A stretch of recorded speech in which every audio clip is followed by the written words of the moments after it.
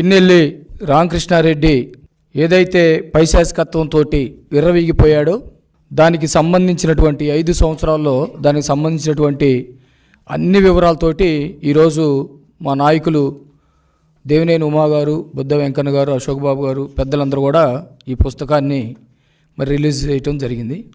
దీనిలో ఉన్నవన్నీ కూడా వాస్తవాలే. వాస్తవానికి దీనిలో చాలా తక్కువ వరకే పొందుపరిచాం. ఇంకా విపరీతమైనటువంటి అరాచకాలు ఈ 5 ఏళ్లలో రామకృష్ణారెడ్డి చేసినటువంటి సంగతి అందరికీ తెలిసిందే. ఎంత దారుణాలంటే దాదాపు ఇప్పుడే బుద్ధ వెంకన్న గారు చెప్పాడు, 2000 కోట్ల రూపాయలు ప్రజాధనాన్ని దోపిడీ చేసినటువంటి పద్ధతి. దారి దోపిడీదారుడు ఎట్లయితే చేస్తాడో అట్లా, బందిపోటుదారులు ఎట్లయితే రోడ్లు కొట్టుకుంటారో, రోడ్ల మీద వచ్చేటువంటి వాళ్ళని ఒక బందిపోట్లు కనుక ఎట్లయితే కొడతారో ఆ విధంగా కొట్టి దాదాపు కోట్లాది రూపాయలు సంపాదించినటువంటి పరిస్థితి. అందుకనే పిల్లల్లి రామకృష్ణారెడ్డిని ఒక ధన పిశాచి, ఒక రక్త పిశాచి అని చెప్పేసి చాలా క్లియర్గా చెప్పొచ్చు. ఈ 2 విషయాలు, చాలా విషయాలు చెప్పారు. రైతుల పాస పుస్తకానికి వచ్చేసి 15,000 రూపాయలు కట్టాలి. అట్లాగే పంచాయతీ నిధులకు సంబంధించి దాదాపు 15 కోట్లు దోసేసుకున్నాడు. అట్లాగే రేషన్ బియ్యం దారి మళ్లించి 73 కోట్లు.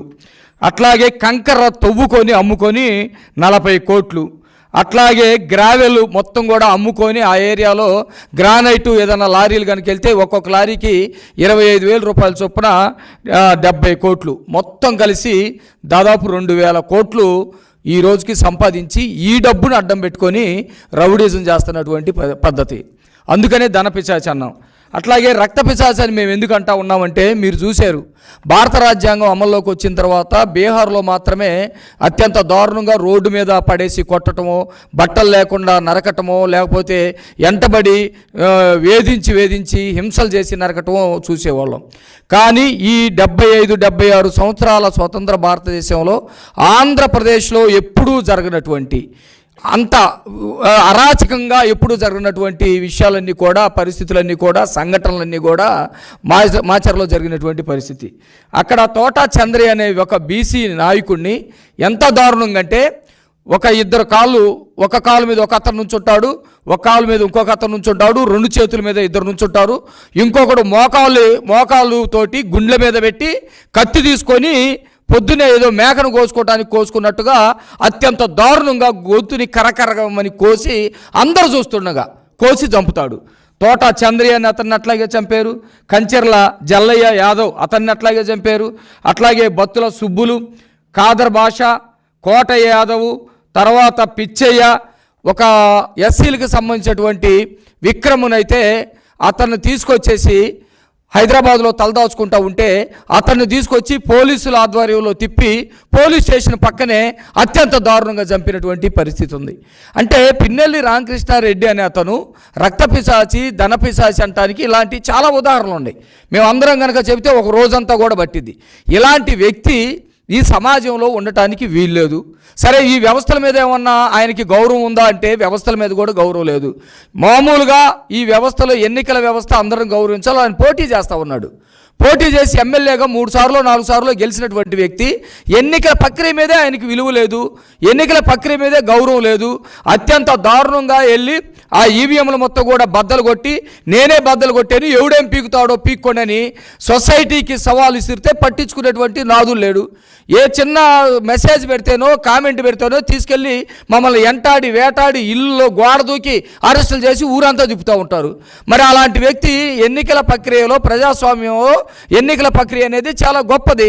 అలాంటి దాన్ని అపహాస్యం చేస్తూ ఛాలెంజ్ చేస్తే అతన్ని అరెస్ట్ చేయనటువంటి పరిస్థితి ఉంది.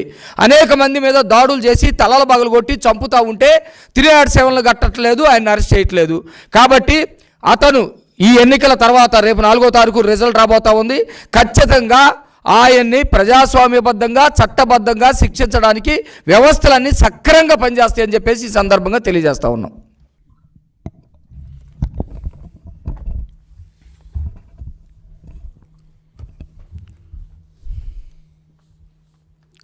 నేను కిషోర్ అండి, హైకోర్టు అడ్వకేట్ని.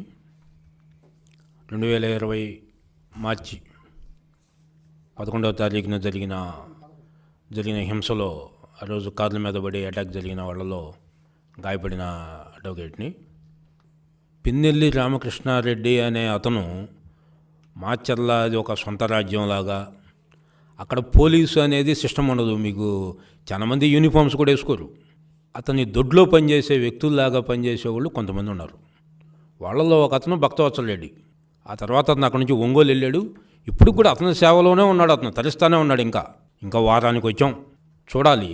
ఇతను మా మీద జరిగిన దాడిలో పోలీసు వాళ్ళు సక్రమంగా యాక్ట్ చేయలేదన్న ఉద్దేశంతో సిబిఐ ఎంక్వైరీ కోసం మేము హైకోర్టులో ఇప్పటికే పిటిషన్ దాఖలు చేసి ఉన్నాం. దాని మీద ఎండాకాలం సెలవుల తర్వాత విచారణ జరిగింది మళ్ళీ రెండోసారి. మొన్న అతను ఈవీఎంలు ధ్వంసం చేసిన కేసులో కూడా ఆ కేసులో బెయిల్ తెచ్చుకున్నాడు. ఆ తర్వాత మళ్ళీ 307 కేసులు ఉంటే, అటెంప్ట్ టు మర్డర్ కేసులు ఉంటే వాటిలో కూడా బెయిల్ తెచ్చుకున్నాడు. ఆ బెయిల్ తెచ్చుకోవడానికి హింస జరిగి కేసులు కట్టే నాటికి మధ్య 10 రోజుల పైన గ్యాప్ ఉంది. ఈ గ్యాప్లో పోలీసు వాళ్ళు అతన్ని పట్టుకోవడానికి, అతన్ని అరెస్ట్ చేయడానికి కనీస ప్రయత్నం చేయాల. అతనితో పాటు పోలీసు గన్మ్యాన్ ఉంటాడు, అతను ఎక్కడ ఉన్నాడో వాళ్ళకి తెలుసు. వాళ్ళ కస్టడీలోనే ఉండి అతని కథ అంతా నడిపాడు. కారంపూడిలో హింస చేసిపోయాడు, హింస చేస్తూనే ఉన్నాడు. ఇప్పుడు కూడా పోలీసు వాళ్ళతో అతను పూర్తిగా అంటగాగుతూ ఉన్నాడు. అతనితో ఒక రాజ్యం ఉంది, అతను పోలీసులు అతను సైనికుల్లాగా పనిచేస్తూ ఉన్నారు. ఇది ఎల్లకాలం సాగదు. అతి త్వరలోనే ప్రజాస్వామ్యబద్ధంగానే దీనికి ఆన్సర్ చెప్పే రోజులు దగ్గరలోనే ఉన్నాయని చెప్తాం.